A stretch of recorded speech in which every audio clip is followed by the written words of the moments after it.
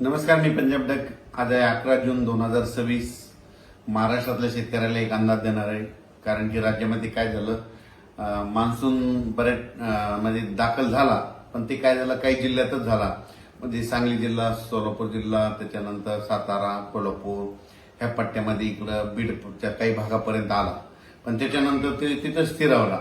त्याच्यानंतर त्या मान्सूननं प्रगती केलीच नाही. तर राज्यात परत पाऊस कधी येणार आहे? तर राज्यातल्या सर्व शेतकऱ्याला सांगू इच्छितो की आज आहे 11 जून 2026. 13 जूनच्या नंतर काय होईल, राज्यामध्ये आता हे जे आजपर्यंत जे थांबलेला पाऊस आहे ते 13 जून पासून परत राज्यामध्ये पावसाला थोडी सुरुवात होणार आहे.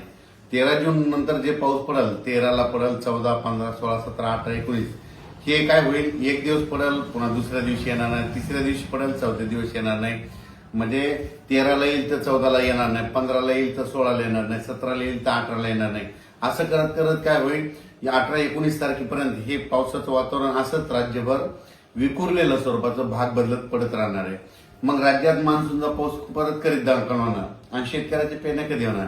तर राज्यातल्या सर्व शेतकऱ्याला सांगू इच्छितो की मी पहिल्यापासूनच म्हटलं होतं की यावर्षी 3 टप्प्यामध्ये पेरण्या होणार.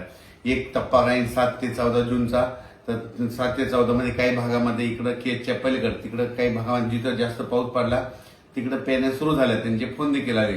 इकडे सातारा, सांगली, कोल्हापूरकडे देखील ते सोयाबीन तिकडे देखील काही भागामध्ये पेरण्या सुरू झाल्या, लागवडी सुरू झाल्या.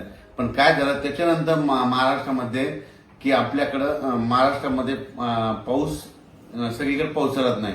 मग राज्यातल्या शेतकऱ्याला सांगू इच्छितो की 3 टप्प्यामध्ये जे दुसरा टप्पा आहे तर जूनच्या शेवटच्या आठवड्यामध्ये 20 जून ते 30 जून मध्ये, म्हणजे 20 जून पासून ते 30 जूनच्या दरम्यान राज्यात एक पाऊस येणार आहे. पण तुम्हाला सांगतो ते मान्सूनचा पाऊस काय होतोय, दरवर्षी मुंबईकडून येतो, पण यावेळेस काय होईल शॉर्टकट मार्गानं इकडून नागपूरकडून काही येईल, इकडून कर्नाटककडून येईल, असा कर्नाटक तेलंगणातून येईल. आणि त्याच्यामध्ये मात्र 20 जून ते 30 जून मध्ये एक दुसरा पेरणीचा टप्पा होईल, म्हणून हे लक्षात येतं. त्याच्यानंतर परत याच्यातून जर काही शेतकरी उरले तर परत एक तिसरा टप्पा पेरणीचा राहणार आहे. आणि त्याच्यामध्ये तुम्हाला सांगतो 10 जुलै ते 15 जुलै, मग त्याच्यामध्ये राहिलेल्या सायलेल्यांच्या सगळ्याच्या पेरण्या त्याच्यामध्ये होतील. पण शेतकऱ्याला माझी विनंती की जमिनीमध्ये चांगली ओल असेल तरच पेरणीचा निर्णय घ्या, नसता पेरणी करू नका. कारण की 4 बोट 6 बोट ओलीव पेरणी केली तर ती आतापर्यंत फेल जाते, हे स्वतःचा देखील अनुभव आहे.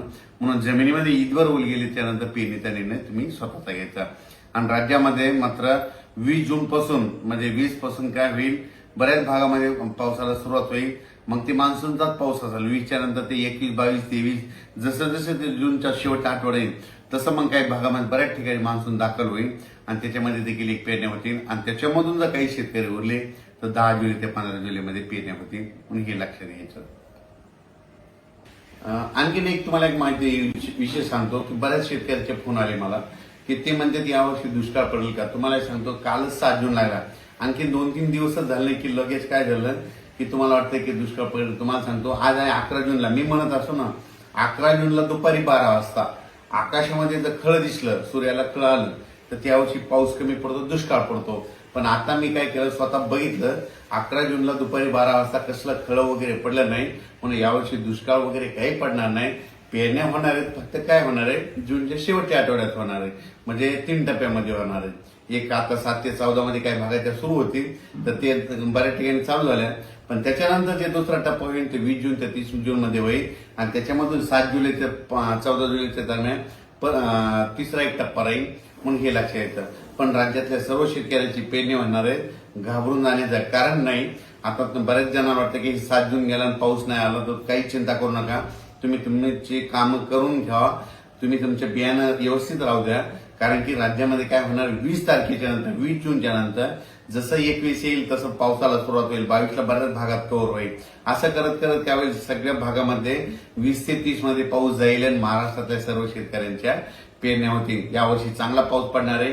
मी पहिल्यापासून म्हणत होतो जूनमध्ये थोडा कमी राहील, जुलैमध्ये जास्त पडणार आहे, ऑगस्टला कमी राहील आणि सप्टेंबर ऑक्टोबरमध्ये मात्र परतीचा पाऊस मात्र धुमाकूळ घालणार आहे. म्हणून हे अंदाज सर्व शेतकऱ्यांनी लक्षात घ्यायचा. महाराष्ट्रातला जो दक्षिण भाग आहे तर त्या दक्षिण भागामधल्या म्हणजे इकडे उदगीर, आसाम, तारकळ, इकडे पूर्णाकडला काही भाग, इकडं त्याच्यानंतर केज, अंबाजोगाई त्या परिसरात, इकडे मग सांगली, सातारा त्या परिसरात बऱ्याच ठिकाणच्या पेरण्या झाल्या. पण आणखीन बऱ्याच पेरण्या जवळपास सगळ्याच शेतकऱ्याच्या राहिल्या. उगाच थोड्याफार प्रमाणाचा दक्षिण महाराष्ट्राकडे पाऊस थोडा दाखल झाला आणि त्याच्यानंतर मोसमी पाऊस थांबला. त्याच्यानंतर आता काय होईल, या 13 तारखेपासून बऱ्याच भागामध्ये पाऊस पडेल, ते पण सगळीकडे पडणार नाही. सर्वात महत्वाचं नंतर सगळ्याला तर आशा आहे की आमच्या सगळ्या गावाला पाऊस यावा. हे पाऊस 13 पासून जे येणार आहे ते मात्र सगळीकडे पडणार नाही. 13 जून ते 18-19 जून पर्यंत असाच एक दिवस येईल, एक दिवस नाही येणार, पुन्हा 2 दिवस नाही येणार, एक दिवस येईल, असंच राहणार आहे. मग 20 जूनच्या नंतर मग परत महाराष्ट्रामध्ये चांगलं मोसमी पाऊस सक्रिय होईल आणि शेतकऱ्याच्या पेरण्या होतील. म्हणून हा अंदाज सर्व शेतकऱ्याला लक्षात, सगळ्यांच्याच पेरण्या होणार आहेत. दुष्काळ वगैरे काही पडणार नाही. जूनच्या अखेर जवळपास महाराष्ट्रातल्या बऱ्याच जणांच्या पेरण्या लागतील. सुरुवातीपासूनच वैयक्तिक शेतकरी असल्यामुळे सांगतो की मी स्वतः पेरणी करत असताना मी स्वतः थांबतो, मी स्वतः पेरतो, कारण की स्वतःचा अनुभव आहे. जमिनीमध्ये पाऊस पडल्याच्या नंतर शेतामध्ये कुदळ घेऊन जायची. जमिनीत जर ईदभर ओल असेल तर तुम्ही पेरणीचा निर्णय घ्या, नसता घेऊ नका. 4 बोट 6 बोट जर तुम्ही पेरणी केली ना ती फेल जाते. म्हणून ही अंदाज सर्व शेतकऱ्यांना लक्षात येताना आपण आपलं नियोजन करायचं. पण दुष्काळ वगैरे मात्र काही पडणार नाही, म्हणून ही अंदाज सर्व शेतकऱ्यांना लक्षात घ्यायचा.